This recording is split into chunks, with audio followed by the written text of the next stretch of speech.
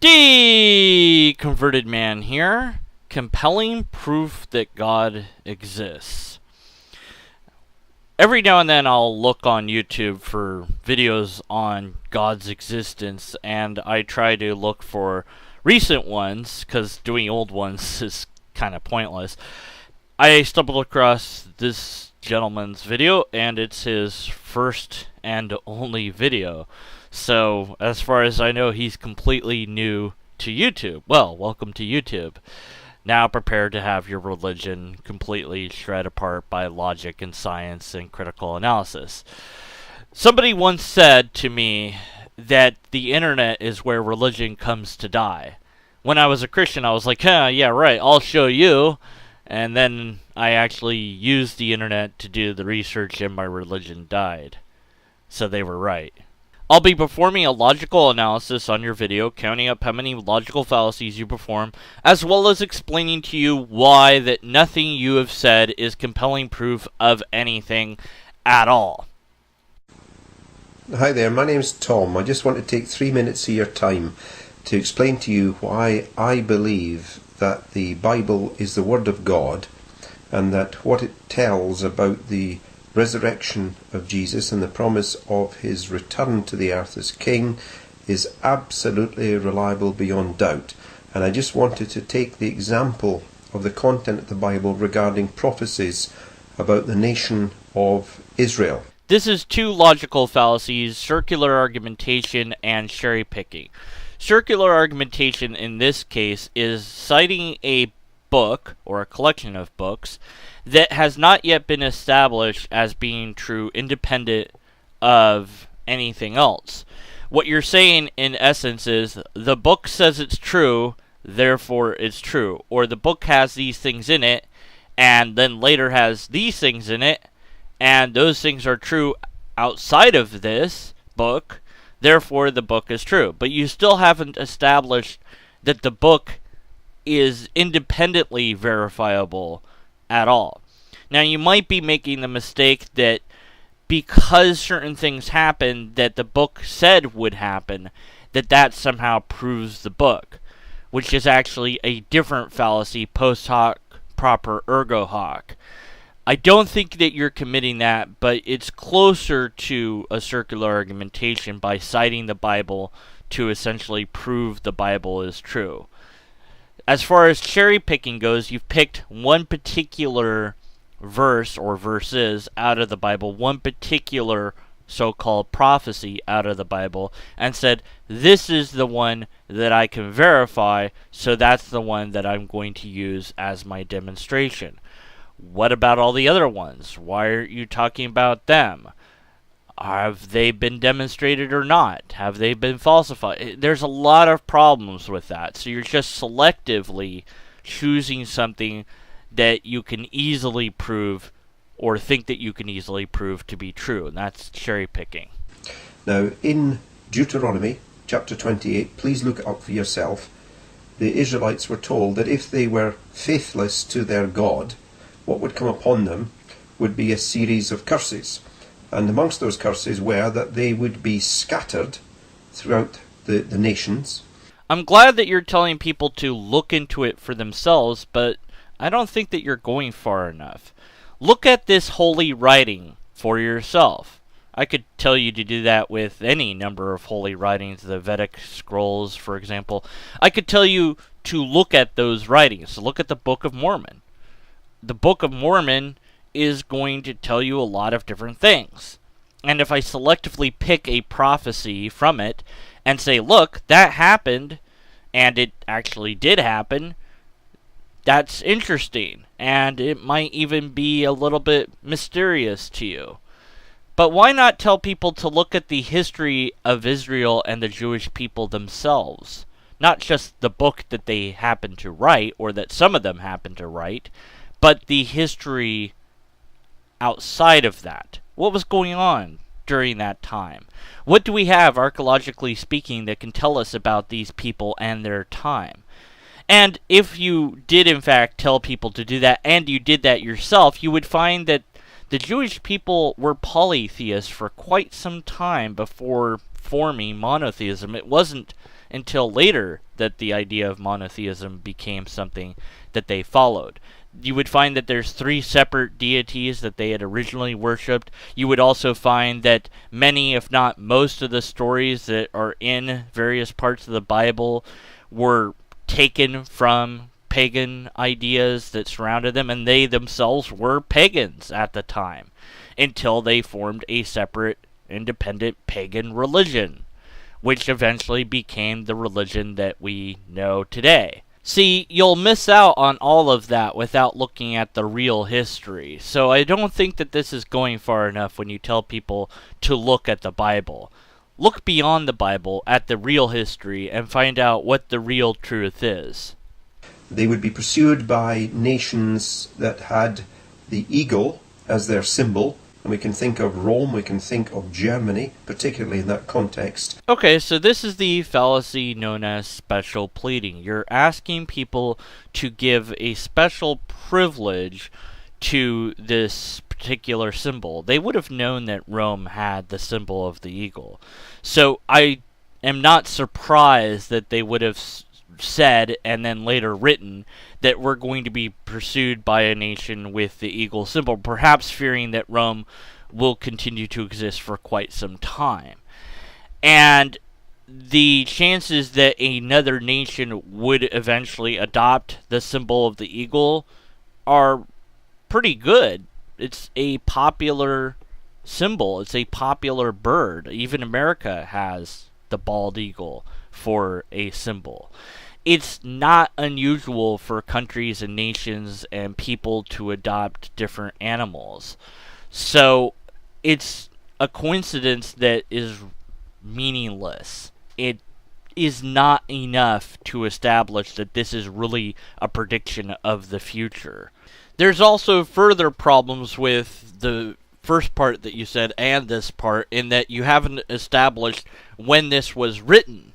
So, as far as I know, this was written after they had already been scattered, and they're simply making up a story to try to explain why they've been scattered, and saying, well, we were disobedient to God, that's why we've been scattered all over the place.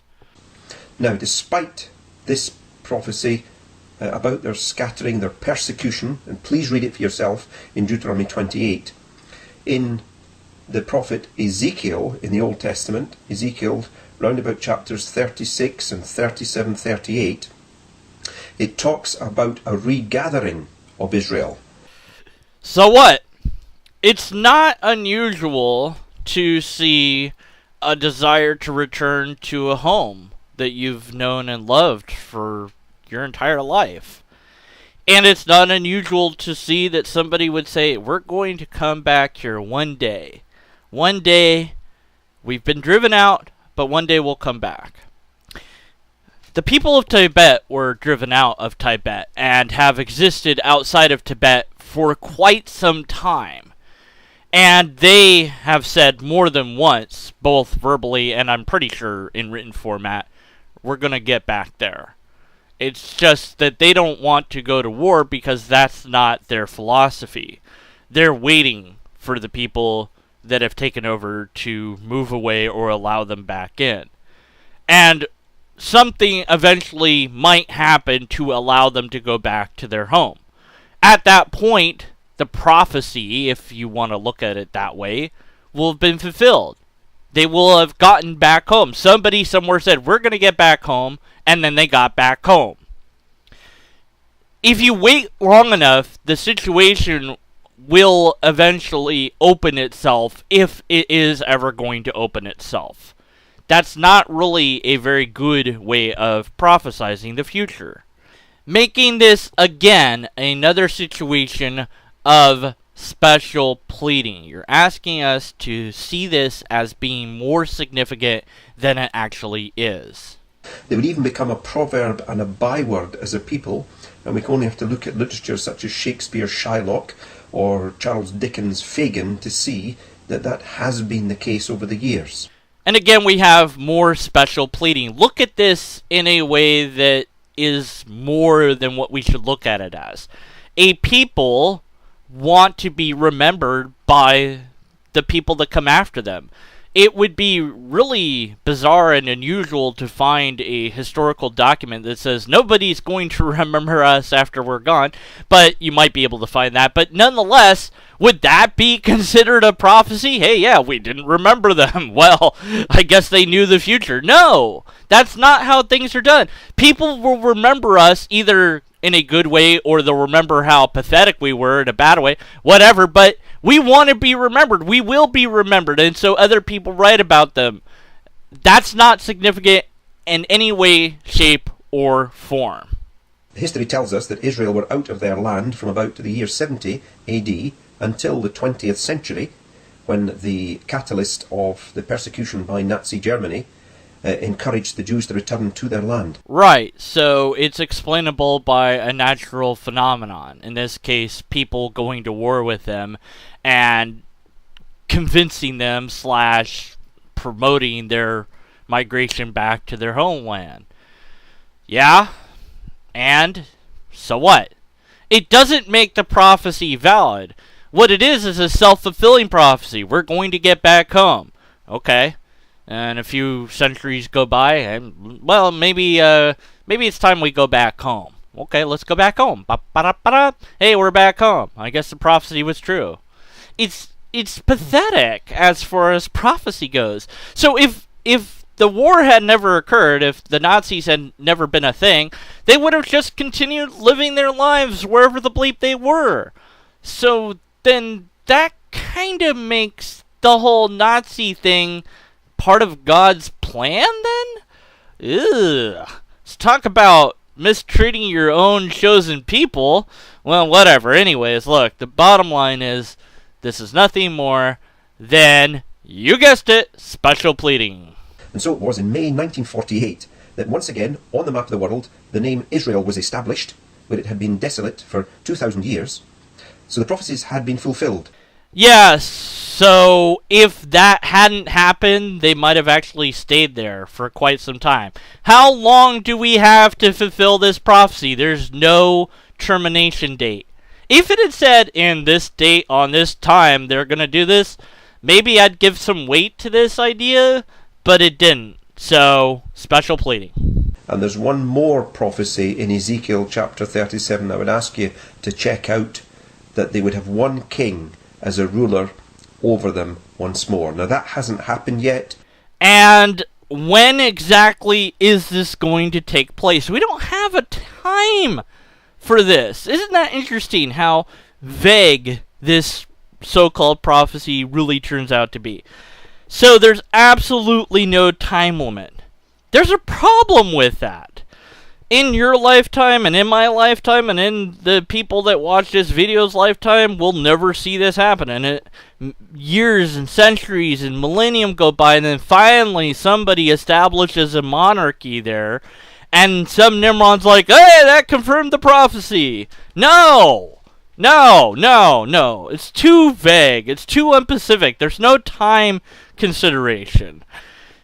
So it's not really a prophecy, and I've been told more than once by Christians that a prophecy can only be considered a prophecy if every piece of it has been fulfilled. So until that happens, you're supposed to be skeptical that it's a real prophecy, which then makes you question why it's still in the Bible. But nonetheless, we're supposed to be skeptical. At least this is what I've been told. But you're not going to go there. You're going to go somewhere completely else. So let's find out where you're going with this so-called unfulfilled part of the prophecy that is so vague that it could happen at any given time. We don't know when. And again, it could be another self-fulfilled prophecy where somebody's like, hey, let's make a kingdom. Let's establish that there's a king there. Who is the king? Well, again, the Bible tells us that the king of the Jews, as was put on his cross in mockery, is of course Jesus of Nazareth, the Son of God. So please have a look at these things for yourself. So this is special pleading and circular argumentation, and it's also special knowledge.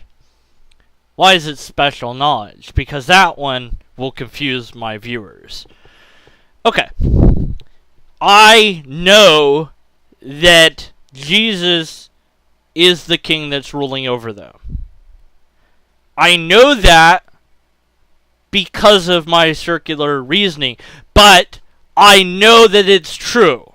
That's a special knowledge claim. You don't know that it's true. You know that the book says that it's true. You know that the book claims that it happened, but you don't know that it really did. But I believe that that is more than ample evidence that the Bible is from God.